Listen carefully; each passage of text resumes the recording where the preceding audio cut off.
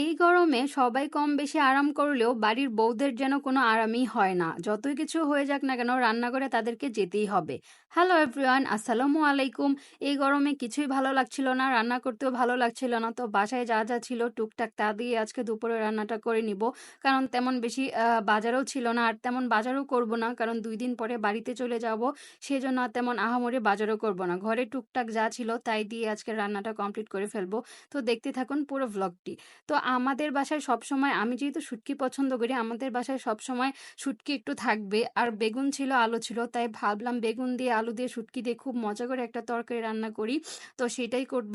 আর প্রথমে পেঁয়াজ কুচি দিয়ে দিলাম, পেঁয়াজগুলো একটু বেশিই দিচ্ছি। পেঁয়াজ আর রসুনটা আমার খুবই ভালো লাগে শুটকির মধ্যে, এই জন্য আমি এটা একটু বেশি করে দিয়ে দিই। তো তেলের মধ্যে পেঁয়াজ আর রসুন আর কাঁচামরিচ একটু দিয়ে ভালো করে কষিয়ে নিচ্ছিলাম। একটু কষানো মানে পেঁয়াজটা একটু নরম হয়ে আসলে সেখানে একটু পানি দিয়ে দিব, কারণ মশলাটা যেন পুড়ে না যায়। এখন আমি সব ধরনের গুঁড়ো মশলাগুলো দিয়ে দিব। তো এখানে হলুদ গুঁড়ো, মরিচ গুঁড়ো আর পরিমাণ মতো লবণ দিয়ে ভালো করে কষিয়ে নিব। আর এই কষানোর মধ্যেই হচ্ছে মজা লাগে তরকারিটা। যে কোনো তরকারি ভালো করে কষালে হয় কি অনেক বেশি মজা হয়। আর আজকে আমি লইট্টা শুটকি দিয়ে বেগুন আলু দিয়ে একটা ঝোল রান্না করব। এইটা সবাই বেশি পছন্দ করে আমাদের বাসার। সেই জন্য আজকে এটাই ভাবলাম, এটাই মজা হবে। গরমের মধ্যে অন্যান্য কিছু মাছ মাংস তো খেতেই ইচ্ছে করে না। তো ভাবলাম এটাই খুবই মজাদার একটা খাবার হবে, এই জন্য এটাই করব আজকে। খুবই করার চেষ্টা করছি, কারণ এত গরমে রান্না বান্না করতে ইচ্ছে করছে না।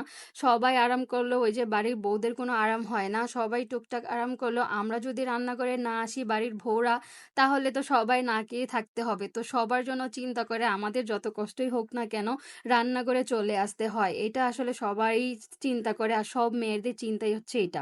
তারপর ওইদিকে আমার বেগুনের তরকারিটা পানি দিয়ে দিলাম, ওইটা হচ্ছে। আর এদিকে অল্প কিছু কচুর মুহি ছিল, এটা আমরা কচুর মুহি বলি, আর আপনারা কি বলেন অবশ্যই কমেন্ট করে জানাবেন।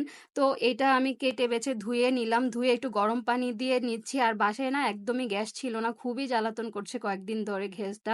আর অল্প কয়েকটা পুঁটি মাছ ছিল, তো ভাবলাম ওইটা কচুর মুহিগুলা দিয়ে পুঁটি মাছটা খুব ভালো করে কষিয়ে সুন্দর করে রান্না করি। তো আমি কি করেছি জানেন, ওই হচ্ছে কেটলির মধ্যে মুহিগুলা দিয়ে দিয়েছিলাম, একটু হালকা সেদ্ধ করে নিয়েছি, নয়তো একটা কুটকুটে একটা গন্ধ আসে। সেইজন্য একটু সিদ্ধ করে নিলে পরে রান্নাটা করতে তাড়াতাড়ি সেদ্ধ হয়ে যায় এবং খুব মজা লাগে। আর অল্প একটু ছিল, তো সেজন্য ভাবলাম একটা আলু দেই। সাধারণত আমি কচুর মুহির সঙ্গে অন্য কিচ্ছু দেই না, শুধু মুখি দিয়েই তরকারিটা করি। তবে আজকে অল্প কয়েকটা ছিল, সেজন্য একটু আলু দিলাম। ভাবলাম একটু তরকারিটা বেশি হবে। তারপর ভালো করে কষিয়ে সব ধরনের মসলা দিয়ে ভালো করে কষিয়ে নিয়েছি। নিয়ে এবার ভালো করে কষিয়ে একটু পানি দিয়ে দিব। দিয়ে তারপর রেস্টে রেখে দিব। এভাবেই হয়ে যাবে আবার রান্নাটা। তো আজকে এভাবেই আমি সবগুলি রান্না কমপ্লিট করে নিলাম। এটা হচ্ছে আমার ফাঁকিবাজি রান্না। বাসায় কিছু না থাকলে আমি টুকটাক এভাবেই রান্না করে ফেলি। কিন্তু খুবই মজা হয়েছিল সবগুলা, সবাই অনেক তৃপ্তি করে খেয়েছে। এই ছিল আজকের ভ্লগটি, কেমন হলো জানাবেন। আল্লাহ হাফেজ।